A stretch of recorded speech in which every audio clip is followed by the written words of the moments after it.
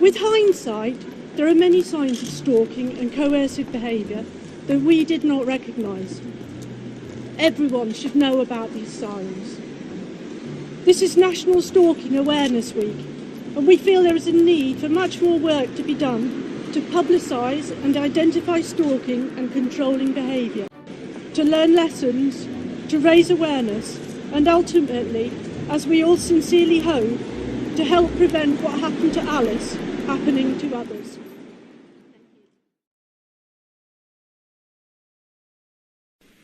One night he, well, more than once, he forced me.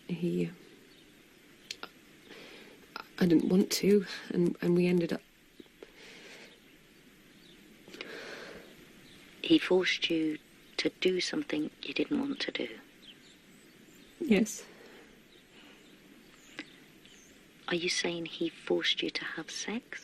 Well, I know, I should have stopped him. It's not your fault, Helen. None of this is your fault. He's not a criminal. Look, I'm making things sound much worse than they are. You're not. I feel so ashamed. You've nothing to be ashamed about. While some listeners have found it all very difficult but absolutely compelling, others say topics like this just have no place in the Archers or in Ambridge, and they've switched off. Hello and welcome to Real Crime Profile. I'm Laura Richards, criminal behavioural analyst, director and founder of Paladin National Stalking Advocacy Service, and author of the Domestic Abuse, Stalking and Harassment and Honour-Based Violence Risk Model, and the book Policing Domestic Violence. And today is the second part of the interview with the fascinating Professor Evan Stark. So just to locate Evan for you, Evan is a leading authority on child abuse and domestic violence. He has won numerous awards for directing the Yale trauma studies in the 1980s with Anne Filtcraft, MD, and he wrote the seminal book Coercive Control, How Men Entrap Women in Personal Life, which won the Excellence Award from the American Publishers Association. So his book on coercive control really reframes domestic violence as a liberty crime and talks about deprivation and entrapment and women being held as hostages in their own homes. And we got into it, the detail of the book, and certainly the journey over the last couple of decades of what's changed. And this was whilst I was in London, and Evan and I were both sharing a stage at a national conference on coercive control, ironically, and we took time out to record this podcast in the breaks when other speakers were on the stage. And we were actually in the basement of the theatre in Dame Judi Dench's dressing room, rather ironically. And so, without further ado, here's the second instalment of the fascinating and enlightening interview with Professor Evan Stark. But one of the things that I think is ironic about the way in which the new offense of coercive and controlling behavior has been enforced is that, so far as I know, I could be wrong, but I followed most of the cases. No one has been charged yet with stalking in the relationship. I have seen no cases in which stalking has been the primary offense, even though that was how Mr. Buckland interpreted it, and certainly one of the very key foundational pieces that you put in and others insisted on, and I certainly would agree with, why they're not charging stalking in relationships, I have no idea. But even though they've charged many other controlling behaviors, stalking has not, as far as I know. No, and they won't be able to because it has to be that pattern. But what we did write into the prosecutor's guidance was that you can have multiple charges. And that's the bit. So you can charge for coercive control, and you can also charge for a Section 4A stalking if there's separation. But you don't have to, because stalking is listed as one of the offenses that you can charge as part of coercive controlling behavior. But if they got back together, you see, and if that happened a number of times or even once, then it negates, in the stalking law, it negates the pattern. That's the challenge. But no. But you can still charge on both. As I understand it, I'm no expert on this, and you are more than I, certainly. But my understanding is that it may negate the charge under the public PHA stalking law. It doesn't negate the charge as a facet of coercive and controlling behavior, whether they get together and separate and get together and separate. So so for the coercive control, that Section 76 can be used. Right. And it hasn't been. And it can be post as well. Yeah, so it's really closing that gap down. But it hasn't been used that way. I don't know why. That's probably a training matter, because when we were pushing for the law change, as you know, with stalking as well, we wanted training pre the legislation being implemented, but of course that didn't happen. Well, so now it's kind of a it's catch one up. thing that has been avoided. The other thing, I know we're jumping ahead of ourselves, but maybe for the later conversation, the other thing that's been avoided, as far as I can tell, is even though it's explicitly included in the definition of the offense, is the sexual coercion, sexual assault and coercion. I don't know of one case that's been brought so far in which either the stalking or the sexual coercion has been charged as part of the coercive and controlling behavior. You know, all the cases have resulted in convictions. The sentencing looks like it's averaging 4, maybe more than 4.5 years. I couldn't be happier. They haven't taken a lot of cases. There's only been a little over 100 cases probably. But the way in which the cases have been brought, and some areas haven't used the law at all, is very, very, very, very effective. Every case has been publicized. I believe there's a rich understanding of this behavior as wrong behavior now. But unless we can get the sexual coercion piece into the understanding of coercive control, and I have some theories about why that's not being used, one of which is that the rape division of the police remains completely separate from other enforcement things, and they want to keep hold of the sexual assault. That's terrible in my view, because no one is getting convicted of partner rape in Britain. I mean, it's very true. It's the most common source of arrest in sexual assault cases and the least common convictions. Something like 3% of partner rapes that are reported to the police and result in arrest are end in charged convictions. and convicted. And if they end in convictions, the conviction is for the lesser crime of assault. So it's a shame. So we have to work on that, and we have to definitely work on having an understanding of stalking. Almost all partner stalking begins while the relationship is still intact. And so it's a continuum of behaviors, even if it extends after the couple separates. And so if we were to get that stalking behavior early on, the tracking, the cyber stalking, all of the forms of stalking that I know you're so familiar with, if we were to get that on the radar of local police departments, I think we could really have much more robust charging, and I think we'd get a much more comprehensive understanding of what this coercive and controlling pattern is. Yeah, that's an interesting point, the sexual coercion side, and certainly the lack of arrests and convictions, and that's something I saw in my research. There was a paper called Getting Away With It, which was a profile of the domestic violence rapists, and that was published in 2004, and it actually showed exactly what you just said, the 3% out of 450 offenders. It was literally 2 or 3 of them that were charged and convicted. Well, you see, the reason for that, the reason for the low conviction rate, there are essentially 3 reasons for it. I mentioned them in my talk. There's essentially 3 reasons for the low conviction rate. The first is that many of these women have, in the past, made rape charges and withdrawn them.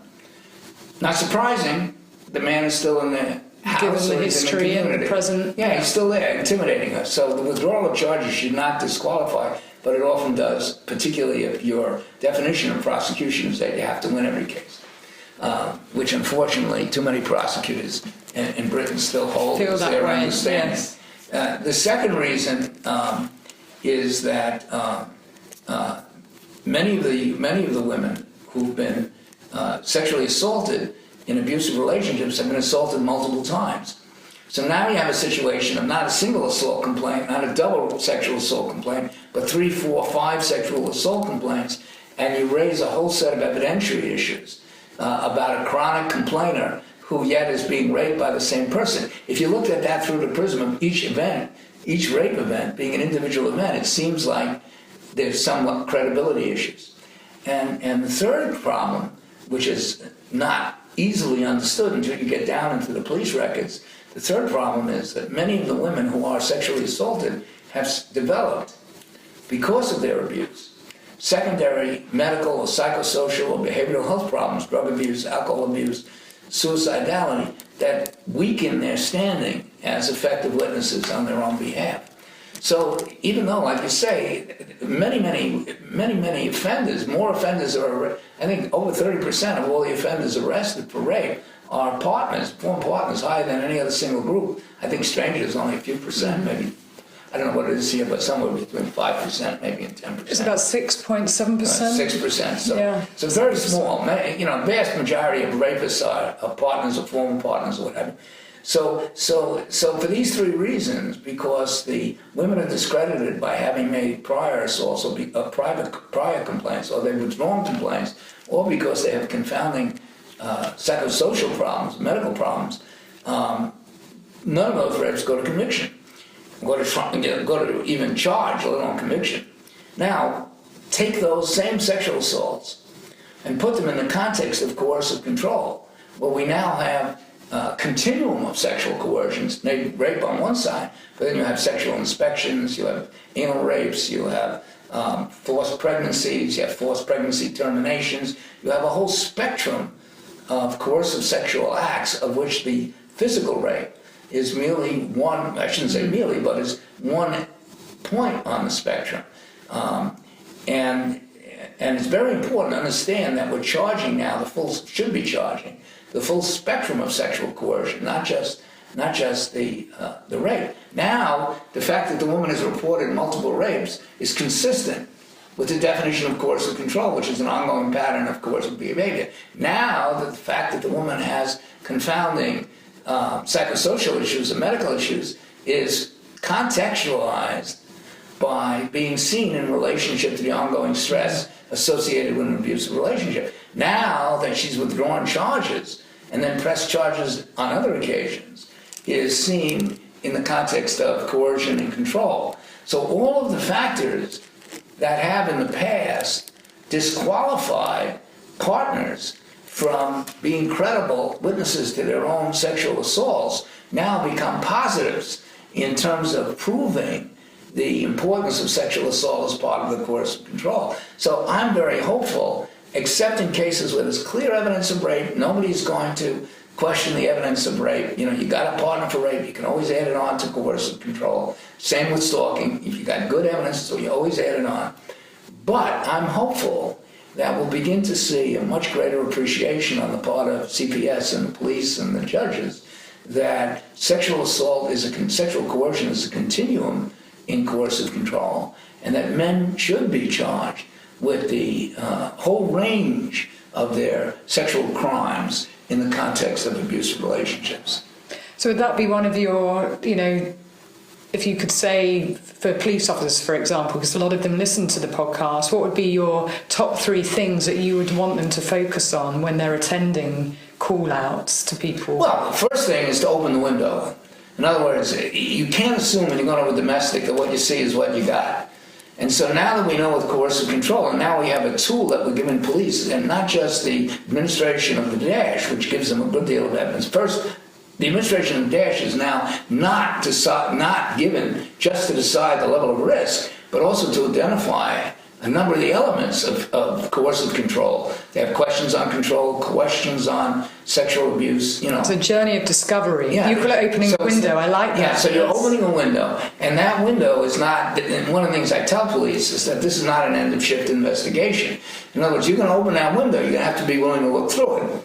And if looking through it doesn't just involve talking to the woman at the scene, it means getting real follow-up, identifying both formal and informal sources of evidence, gathering information about past abuse, understanding what kind of documentation in form of letters or diaries or photographs or other witnesses who might have seen earlier evidence, so that you can build yourself a fairly robust case with respect to the element. It means getting familiar with the elements of coercive control and understanding that some of the elements of coercive control will be individual to that family. These men hurt women in ways that they know are specific to those women. So the evidence is not going to be as obvious and transparent. It's not going to be the same in every case. Right. And so it means developing a simpatico, an empathy with victim witnesses that allows them to talk about what he does when he really wants to hurt you, for example. Or, what has he done that has made you do, it makes you really ashamed. So the first thing, I think, is just a willingness to open the window. And that means a commitment of time and a commitment of resources, not on the part of just that officer, but on the part of departments in that, in the face of cuts. That's not always easy to find. The second thing is learning how to look through that window. What are you looking through? And there you have to be familiar with the elements of coercive control, and you need to identify the specific ways in which each of those elements of the crime, the sexual abuse, the physical abuse, the isolation, all the things that are mentioned, the emotional, psychological abuse, and the various forms of control, the deprivation, the exploitation, and the regulation, the ways in which each of those elements of the crime have been expressed in this particular relationship. There may not be any physical violence, or physical violence may have ended a long time.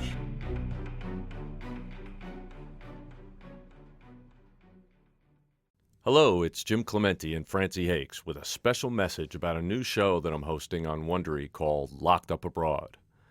In each episode, people tell their harrowing stories of being convicted of crimes and jailed in foreign lands, or kidnapped and held hostage in war-torn countries. These are definitely worst-case scenarios. They're truly frightening situations. Yes, no best cases here. But it is fascinating to hear how they manage to survive these ordeals. In the first episode, Midnight Express, Billy Hayes tells us about being imprisoned in Turkey for smuggling hashish. Oliver Stone even made a movie about it. But that was the movie. This is the real story. I even had the chance to interview Billy Hayes recently, and he told me the whole story behind the story of how he escaped a Turkish prison. He even told me that he went back to Turkey years later. You have to hear his story to believe it. And now, in his own words, here is Billy Hayes. He made sure that Peggy wasn't ever able to go anywhere alone. She wasn't able to go shopping with her sister. She wasn't able to go for coffee. She wasn't able to have any meals without him at her side. Wherever she sat in the living room, he was always right next to her. And that was a very strange thing, knowing that she only knew this guy for a few weeks. I think the third thing is recognizing that coercive control is an ongoing pattern. And therefore, the relationship between the police and the victim has to be ongoing. Much in the way, obviously, the desire of police would be to free someone who's living in a hostage-like situation in one fell swoop. But that's not what coercive control usually yields to. Because it's been established over many years, because the victim has, maybe in various ways, tried to leave and return, who's calculating her own risks. If she tells with the risks of, if she remains in the situation and remains silent, I think there's a level of trust that has to be established over time between policing and the community. Because coercive control is a chronic criminal pattern, I think there needs to be, if we're going to get an effective victim witness, there needs to be an ongoing relationship to that witness. I think that many of the institutions that we've established, like the Kata Dash and the which I know you've been involved in, and a number of the other the questionnaires we give out and so forth, I think those are all predicated, in my view, unfortunately in some ways, they're all predicated on the idea that the abuse is going to continue even though we're going to make an arrest, because the arrest is not going to result in any kind of serious removal, and that all of our energy and attention should be paid to victim safety work. Even though the victim's not actually at the table, which is I've always thought was ridiculous, of the dash. Albeit an advocate should be there, that's their voice in the process. The victim should be there, but it's her voice that is missing. I don't believe the advocate, the IDVA, or anybody else represents her voice. It should be. An Isaac is there as well, an independent stalking advocacy caseworker or a DV. But it should be there. The victim should be there.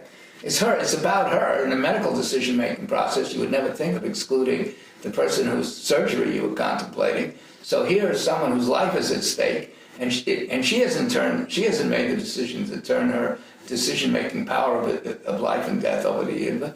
In our community, coordinated community response, the victims are always at the table. Not necessarily the victims whose case is coming up because they may be in hiding or there may be a lot of other issues. I know some who couldn't be there. Well, that's what I'm saying. So there may be situations, obviously, where they can't. But basically, what I'm hoping is that many of these bodies, which have been heretofore designed essentially to do safety planning under the presumption that even though there's been an arrest, the abuse will be ongoing. Hopefully we'll be able to shift the focus. And I'm actually hoping police will be less victim-focused and more offender-focused, and that we can eventually supplement the MARAC in England with the kind of MATAC that they have in Scotland, which is a central police function that essentially focuses solely on the perpetrators, which came from the Met originally. Yeah, but yes, it's a great model. It's a great model. Well, it came from the Getting Away with It report. I mean, that was something John Grieve pioneered. The problem with the Scottish model is that they still don't have a coercive and controlling offence. You know, it hasn't come out of committee yet. And I mean, it hasn't but they're debating it, aren't they? They've been debating it for a year and a half, so it's about time they stop debating and start. Get on with it. Yeah. So, you know, but I you know, this is a new thing. And I also believe, frankly, I don't expect that arrests are going to skyrocket. A lot of people are very disappointed by how few arrests have been made. And I can't say I'm not a little bit disappointed. But I'm not surprised because it's a new concept. Opening a window is, instead of taking pictures, a new concept to police. I mean, they have it in the harassment law. They have it, you know, to some extent the stalking law, but they still don't really get what it means to define a course of conduct as a criminal pattern. That's a long education process. Plus the police don't have the resources. It's a big step change, like you said. But what I believe is that even if arrests remain fairly sparse, which I believe they will, the amount of publicity given to each arrest, if backed up by the kind of prevention initiatives they've been taking in Wales, and the Istanbul Convention lays out, and if adopted, would mandate the Home Office to support, I think that combination could really create a kind of gold standard in partner abuse policing. So I'm very optimistic in that sense about that happening. But none of this will happen without public support and understanding of this. I mean, the Arches has taken us a huge way along with this, you know, brought a real understanding of this. But the Arches, don't forget, occurs without violence. And so a lot of people still have the misunderstanding that the coercive control law is about only psychological abuse. I mean, a step change, as you know, it takes time. You've probably seen lots of changes over your very long career. And certainly, you know, the stalking law, the coercive control law, they're two things I'm certainly very proud to have been involved in, working alongside many other people. But spearheading, you know, law reform is important. But like you said, there's lots of other things that need to happen. My nervousness with Theresa May and the Prime Minister right now is, you know, talking about more law changes, but it's actually funding services. It's actually about, like you said, looking at the perpetrators. And that was really one of my key focuses around, you know, the report Getting Away with It, is how do we tackle them? Because as you know, when people do get away with things, you know what happens. Absolutely, you're absolutely right. And, you know, in the Prime Minister's defense, I would say that this has been really the issue on which she has done pioneering work that is equaled by no other public official, in my view, even though it may seem relatively modest. She has really been, and the President Home Secretary, I think, is very committed as well. And I think that, so I'm very optimistic, even though I don't share all of the Prime Minister's political views on other issues.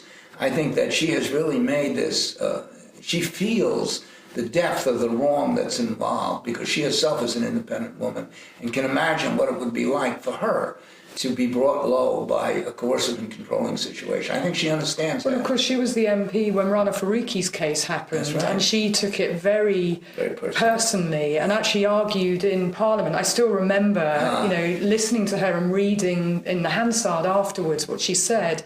And Rana Faruqi's mum, Carol, and I, along with Tricia Bonnell, Claire's mum, went to meet with her. I didn't know that. Yeah, and when we were talking about stalking and law change, she was hugely supportive. I've met with her numerous times and her aides, and you know, she really does want to make change.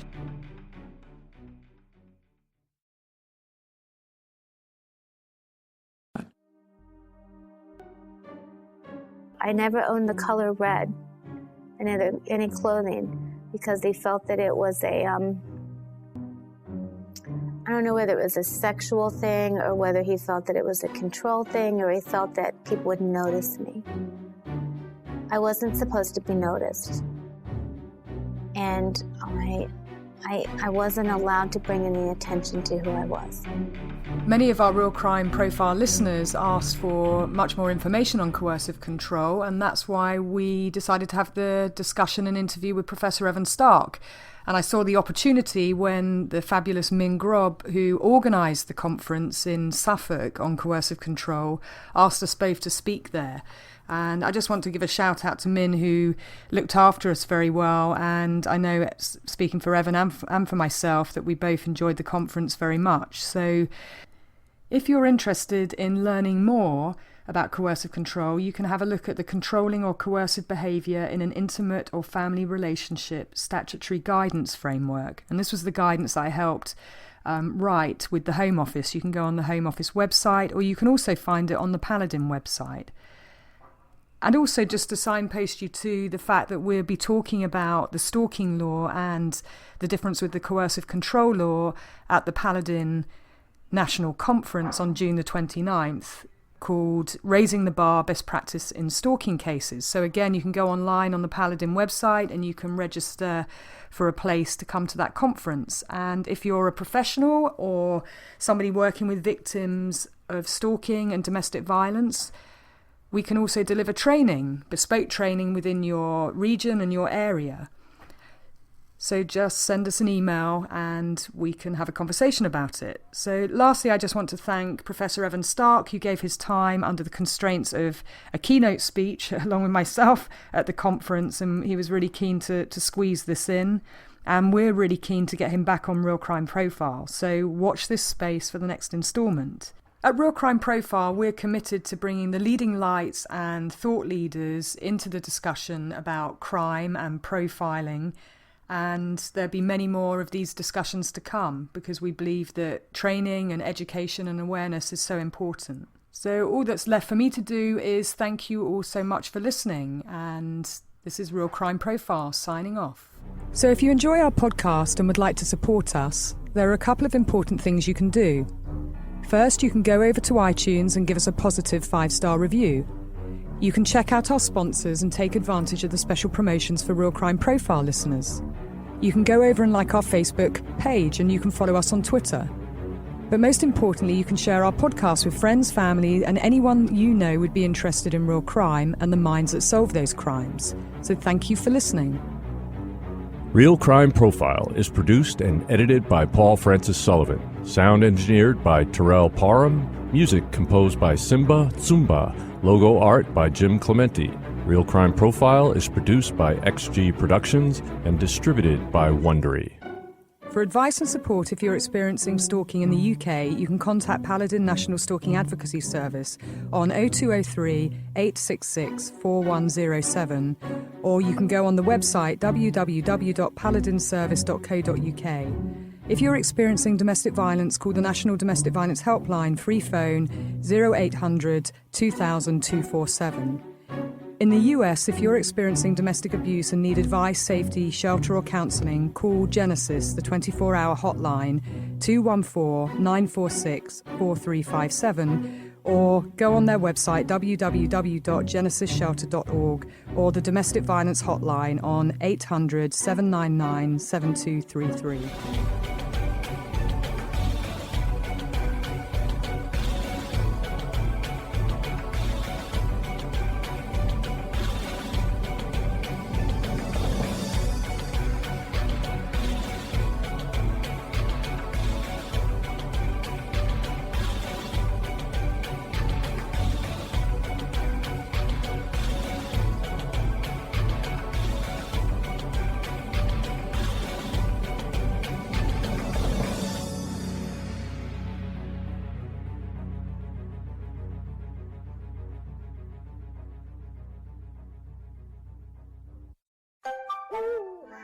So, Jim, what are you doing June 9th, 10th, and 11th?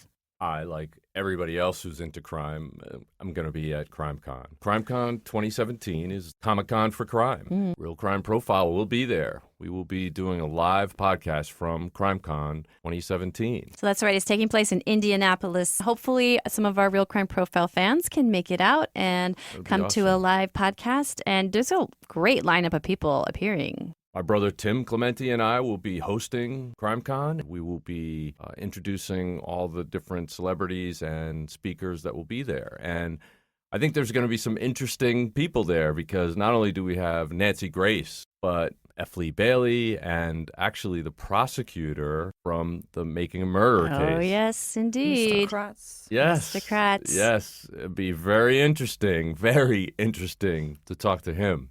So check out the website www.crimecon.com and you'll see the whole schedule. And our listeners can get 20% off the top on any tickets by using the promo code RealCrime20. RealCrime, the number 20.